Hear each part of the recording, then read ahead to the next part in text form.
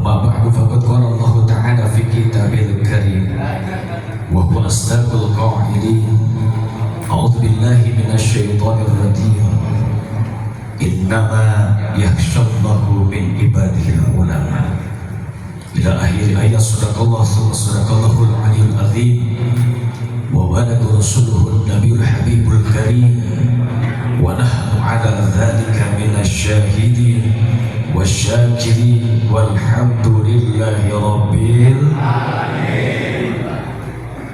Hadratul mukarramin, para asatidz, para hujjaj, para masyayikh, khusus yang sama-sama kita hormati dan mudah-mudahan selalu Allah muliakan guru kita Bapak Kiai Haji Asbat Mansur MA.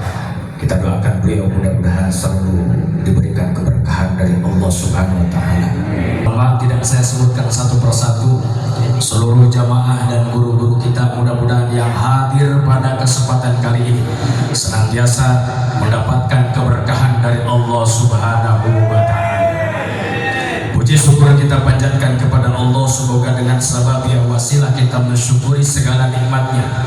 Mudah-mudahan Allah akan selalu tambahkan kenikmatan untuk kita sekalian. Salawat beserta salam semoga tercurah kepada baginda alam Nabi kita Nabi besar Muhammad sallallahu alaihi wasallam. Hadirin jamaah rahimakumullah, sejak semalam saya berpikir mau ceramah tentang apa ini pagi. Pas Pak Kiai ceramah, tapi saya dibahas. Akhirnya baringung, anu hafal dalina, tapi saya. Ayo mah sekedar menambahkan takliman wa takliman, hatur nuhun Pak Kiai geus dibantuan. Jadi umat tinggal nambahan doang. Bapak-bapak yang dirahmati oleh Allah, bicara soal pesantren dan ulama, ini adalah pendidikan yang sangat luar biasa. Dari sejak didirikan pondok pesantren sampai detik ini, kurikulumnya tidak pernah berubah, sekalipun menteri pendidikan berubah-ubah. Betul? Saya pernah mengajar di SD, pernah mengajar di SMP, pernah mengajar di SMK, bahkan juga pernah menjadi seorang asisten dosen. Apa? Kurikulum teh rubah-rubah palulu. Betul? Ganti menteri, ganti kurikulum. Padahal kurikulum kemarin can ngerti.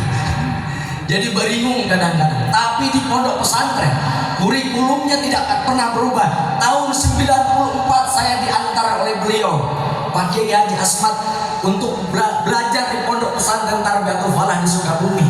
Beliau langsung yang mengantar saya. Saya ingat betul, di wasilahnya beliau yang mengantar karena bapak saya nggak tahu harus pesantren mau kemana. Kata Pak Haji, kata Pak Kiai, udah ke sana saja. Karena di sana juga banyak alumni-alumninya, termasuk Abah Haji, Pak Kiai, Pak Ustadz Muksin, banyak di sana, dan termasuk saya di antaranya adalah alumni di sana. Pak, dulu waktu saya mondok pesantren, makanya ayeuna can bisa ngaji. Baheula tara ngaji, Pak. Tara ngaji, tukang nyeusehan, sampingna sarungnya Pak Kiai. Pak Kiai sarungnya BHS, khusus yang nyuci itu saya. Ketika suruh masak, banyak masakan untuk santri yang tidak tercover, saya disuruh masak, saya yang tukang masak. Waktunya ngaji dipanggil sama Pak Kiai. Di antaranya Pak Kiai Haji Tubagus Asyari Fauzi Ahmad guru saya. Selalu setiap kali lagi ngaji, lagi ngelogat, tiba-tiba dipanggil, Mang Asep panggil. Datang saya, ayah naon Pak?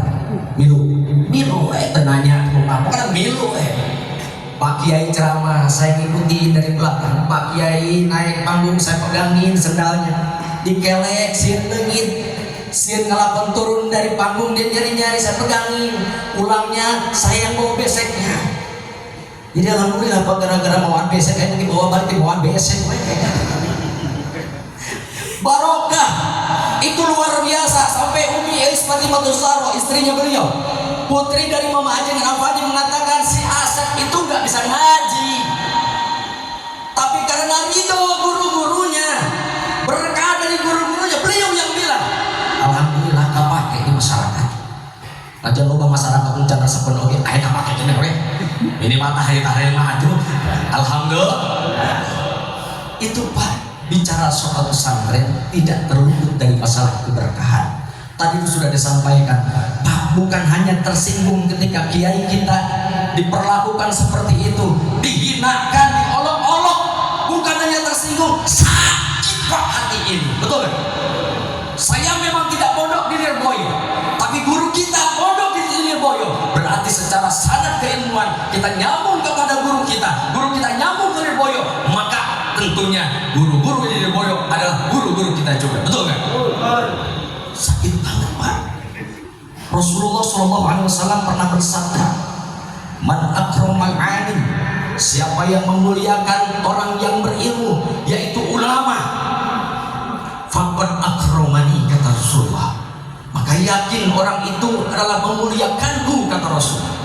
Wa man akramani faqad akramallah, dan siapa yang memuliakanku, kata Rasulullah, dia memuliakan Allah. Wa man akramallah fa ma'wahul jannah, barang siapa yang memuliakan Allah, mereka itu ditempatkan nanti di surga. Amin ya Allah ya Rabbal. Syariatnya kita memuliakan ulama, syariatnya kita memuliakan ulama berarti memuliakan Rasul, memuliakan Rasul berarti memuliakan Allah. Kalau memuliakan Allah, dijanjikan oleh Rasulullah tempat kita nanti adalah di surga. Terus bagaimana dengan orang-orang yang mengolok-olok, menghina, bahkan secara tidak langsung mencaci terhadap ulama? Berarti kebalikannya Pak.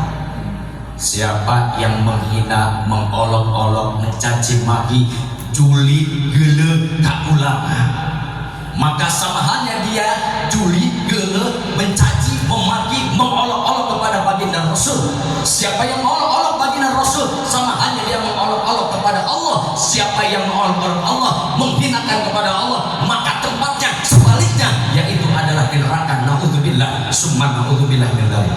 Ini masuk YouTube, biar terdengar sama stasiun TV itu. Pahami, kalau ada orang Islam di dalamnya, segera taubat dengan taubatan nasuha. Karena galak karena rima kuring, kiai-kiai kuring dihinakan bos itu. Menang tidak ada?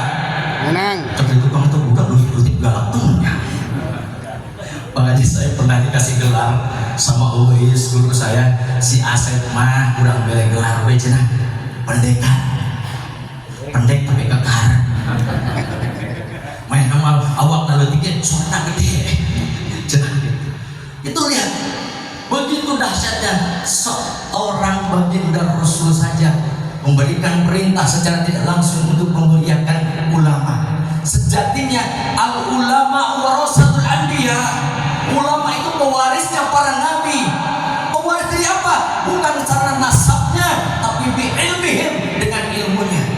Pak, orang mau ngerti sholat, mau ngerti zakat, mau ngerti puasa, mau ngerti perkara ibadah, lalu orang tidak diajarkan, tidak ditunjukkan guru-guru orang, betul?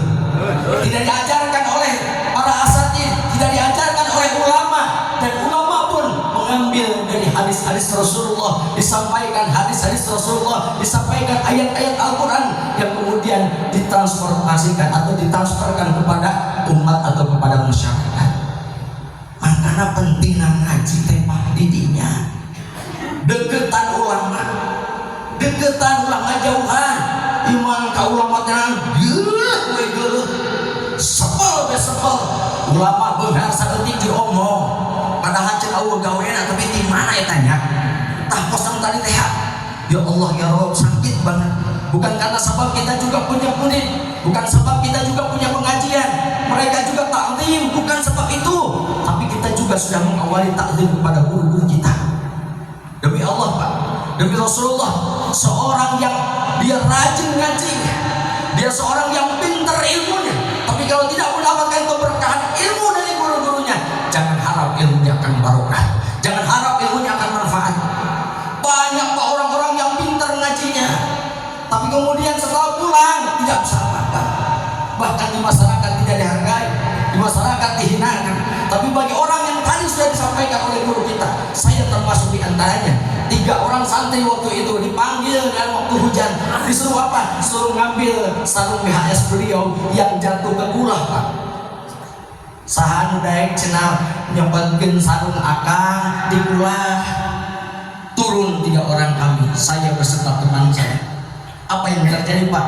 Di mana kan di balik itu? Dilihat Pak, itu pula ternyata salah satu tempat pembuangan tinja Pak. Tahu tinja? Tahu tinja? 3 huruf T A mikir awalnya di rumahnya ulah Pak ngarambang koneng didinya anjing tengah ada huruf dia nama ngarambang koneng nyebur rumah tapi karena ta'ziman wa takriman dan malu kita sama kiai turun kita bertiga turun Pak nyari sarungnya beliau ketemu sama teman saya kiai ini hampir kita pegang tuh pas udah di urtemen cokone saya ngalamin seperti itu. Apa kata beliau? Kalian bertiga nanti akan mendapatkan kebahagiaan. Masya Allah nikmat gara-gara nguruskan samping doang kayak tayang mudah kabarokah hatiku. Apa yang terjadi? Satu di antara kami beliau punya pondok pesantren besar dan santrinya ribuan. Satu lagi beliau tidak menjadi kiai memang, tapi di masyarakatnya menjadi pemimpin yang dicintai. Satu lagi jadi santri kene dan jadi kiai. Mudah-mudahan kayak jadi kiai doakan. Sana jadi santri kayak mimpin tahlil maka pakai. Alhamdulillah. Berkah dari guru-guru itu luar biasa. Luar biasa. Makanya jangan sampai kita menghinakan guru. Ilmu orang ngaji bila seuntik guru itu tidak teman sih asal ustaz ini bilang itu ya asal ustaz ini ngomong apa boleh bulan balik baik tapi ngomong dengan guru su'ul adab pokoknya ulama sami'na wa ata'na selagi yang disampaikan oleh guru-guru kita oleh ulama-ulama kita oleh kiai-kiai kita terkait perkara yang baik mengajar kepada kita yang baik ikutin manut capek seuntik wajar diom pada pegel tenang naon lebih kasih siruman suatu hari nanti dia milik kiamat akan ditimbang gara-gara bujur kurang butak-butak baik saat lagi tolakul ilmi butak-butak yuk gus sila pindah emo gus emo ngahujar gus ngahujar nyaran deh pegel banget hati mah tidak teman tapi disabaran karena naon takriman buat takriman kepada guru-guru kita. Atas Rasulullah SAW pernah mengatakan aqrabun nas min darajatin nubuwah, orang yang paling dekat derajatnya dengan kenabian. Yang pertama adalah ahlul ilmi, yang kedua al-jihad, orang yang ahlul ilmi yaitu ulama. Jadi derajat tertinggi setelah baginda Rasul setelah kenabian adalah ulama. Yang kedua adalah pejuang di jalan Allah. Kenapa? Fa'amma ahlul ilmi, karena sejatinya ahli ilmu atau ulama itu fadallun nasi, menunjukkan kepada manusia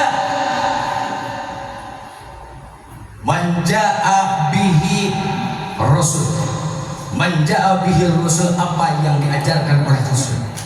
Ulama-ulama kita, kiai-kiai kita, guru-guru kita menyampaikan, menunjukkan kepada masyarakat, kepada jamaah, nih yang hak, nih yang batil, sehingga kita harus memilih hak dan meninggalkan yang batil. Nih ibadah, amalkan ibadah, bahkan dicontohkan oleh guru-guru kita. Sedangkan orang yang berjuang di jalan Allah adalah yujahiduna bi asyafihim wanja'ar bihir rusul. Apa? Orang-orang yang berjuang di jalan Allah adalah berjuang karena sebab ajaran yang diajarkan oleh baginda Rasulullah Sallallahu Alaihi Wasallam. Jadi dua orang ini, dua golongan ini yang begitu dekat derajatnya dengan kenabian, yaitu ulama dan para mujahidin atau pejuang di jalan agama Allah. Terus barang teman ya. Jadang. Terus kita belum sebentar kita. Tenang Pak, nudiuk mah dina hiji kita dijelaskan hiji waktu manusia nanti akan ditimbang di yaumil mizan. Ditimbang, ada satu waktu timbangannya seseorang amal ibadahnya dengan amal maksiatnya seimbang, rata. Cek malaikatnya kumahilnya. Dia asupan ke surga can mahil. Dia asupan ke neraka arunya loba ibadahnya, tapi seimbang. Di dalam kitab dijelaskan di korehan deui, tadi korehan deui ku malaikat teh tempo-tempo ada jamaah, ada masyarakat yang dia duduk di majlis taklim ridho lillahi ta'ala ikhlas najan bari ngedeng ngaden bari ngelai ngaden bari nundutan bari nyarande atau diukna itu pindah ke mana-mana kajian pegawai tahan-tahan bae dipanggil ya malaikat keheula ulah diasupkeun ka neraka kesor naon maneh jujur naon pantat naon hayang ditimbang naon montok mawar kos babawing saya ditimbang dalam becing cuy waduh amal soleh kenapa kamu bisa menjadi memberatkan di amal soleh saya duduk di musola al-karomah najan nahan hidup oke ayo itu dari keluar erat tahan